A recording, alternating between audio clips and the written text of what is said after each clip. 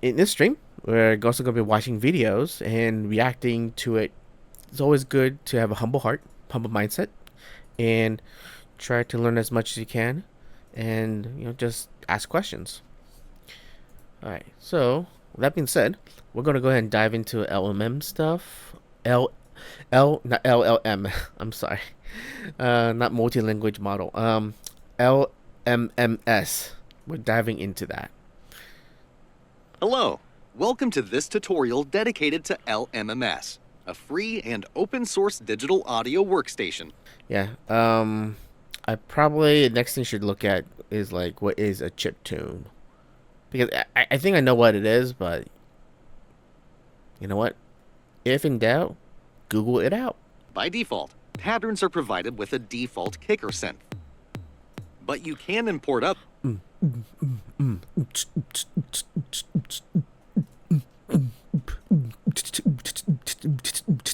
Oh yeah.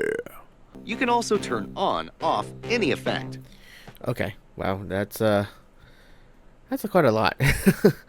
Yeah, probably kind of want to. I'm thinking about maybe perhaps mastering just like how to create a pattern. I think the next thing I'm probably going to do right now is chiptune 8 bits and electronic. You know what? Let's do what is a chip tune? Okay, so a chiptune is a style of electronic music that uses sound chips of classic video game consoles, computers, and arcade machines. 8-bit music. Okay. Live free, eat Sonic. Yeah, Sonic.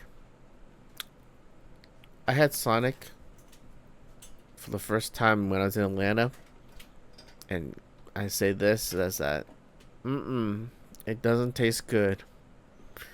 I would say even a McDonald's Big Mac tastes much better than Sonic. I'm just sorry. So you want to make chiptune music? Cool. Chiptune music utilizes the bleeps and bloops of old video game systems to create new music. Today I would like to teach you, yes you, the basics of making chiptune music. The Sega Genesis could also do samples, and it could pump out 6 channels of audio at the same time.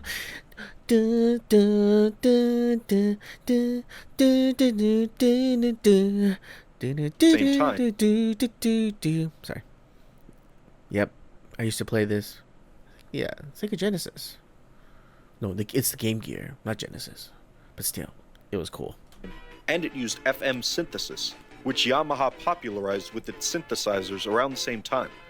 Okay, I mean, yeah, I definitely do see that there's the chip tune 8 bits.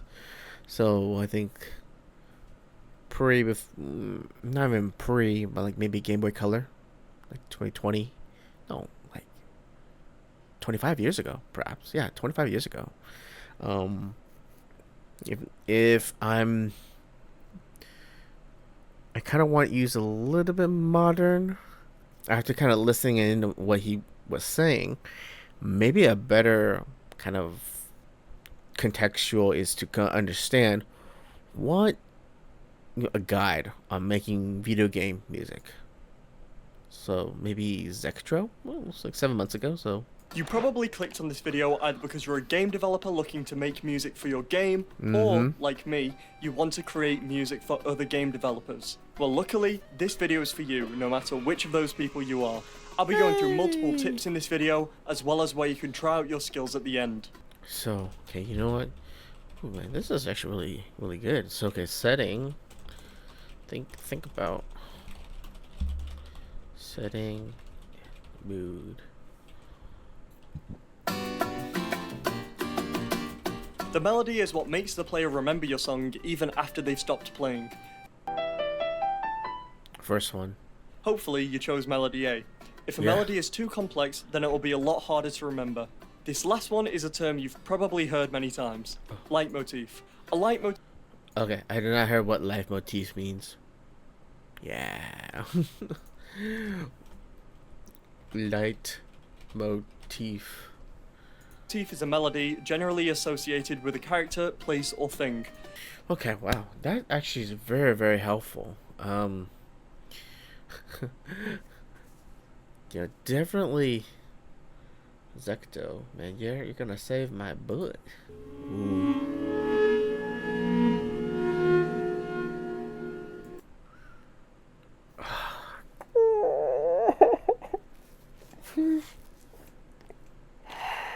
Oh my gosh, this is so difficult to pick from.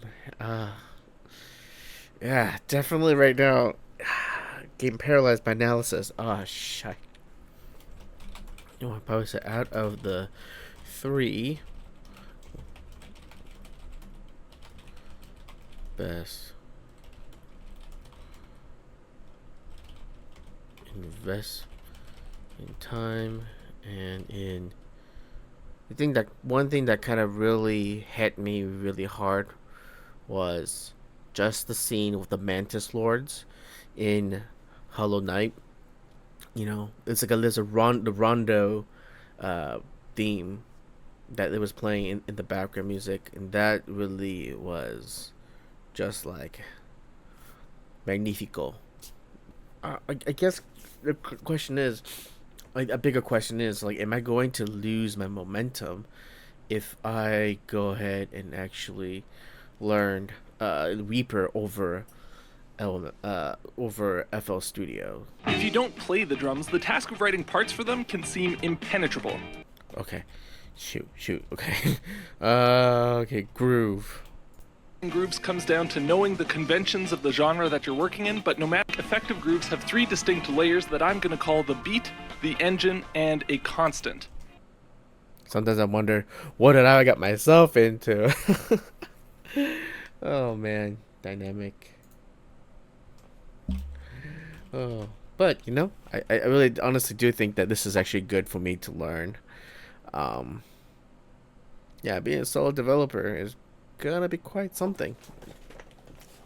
But I think with learning all these things, and yeah, sure, just throwing myself out there, you know, just drinking from, or you know, drinking from the fire hose, you know, with how he's using Reaper too earlier. If you see it, yeah, using Reaper earlier. My heart is kind of telling me to go with Reaper. It's not like I want a challenge, because I know the cost of this challenge is just the time, but I want the ability to be able to do many things. First off, yeah, you know what? I'm give shout outs to 8-bit music theory. You know, I really appreciate the building the drums. And you know, I definitely taking my notes,